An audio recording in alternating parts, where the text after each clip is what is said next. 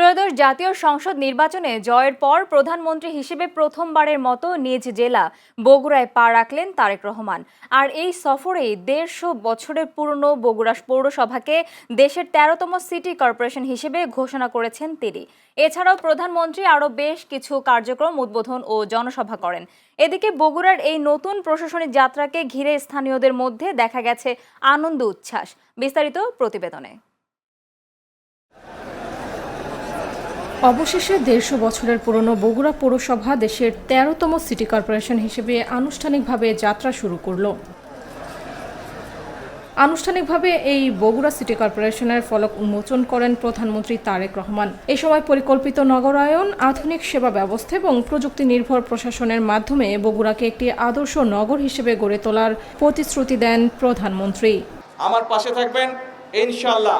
আগেও যেভাবে কাজ করেছি ইনশাআল্লাহ ভবিষ্যতেও আপনাদের জন্য এবং সামগ্রিকভাবে, এখন তো সারা দেশের দায়িত্ব, আগে নয় শুধু বগুড়া দেখতাম, সামগ্রিকভাবে সারা দেশের জন্য যদি কাজ করতে পারি এই দোয়া করবেন। সরকারি সফর সূচি অনুযায়ী বগুড়া জেলা ও দায়রা জজ আদালত প্রাঙ্গণে কয়েকটি কর্মসূচিতে অংশ নেন। আদালতকে ন্যায় বিচার পাওয়ার নিরাপদ স্থান হিসেবে প্রতিষ্ঠিত করতে পারলে মব ভায়োলেন্স দূর করা সম্ভব হবে বলে মন্তব্য করেন প্রধানমন্ত্রী।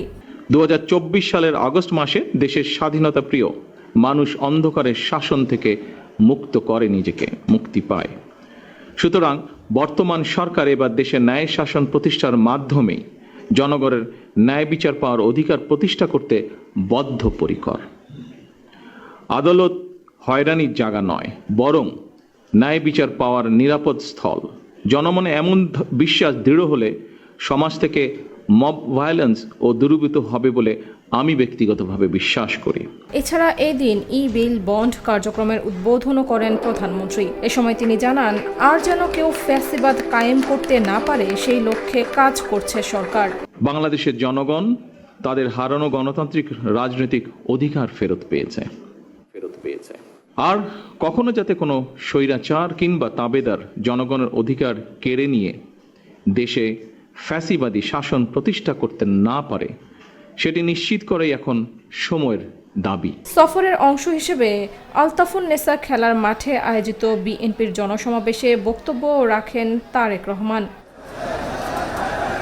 অবসান হলো অপেক্ষার, শুরু হলো নতুন পথ চলা। নতুন সিটি কর্পোরেশন পরিকল্পিত নগর উন্নয়নের পথে এগিয়ে যাবে, এমন প্রত্যাশা বগুড়াবাসীর। Channel S news desk.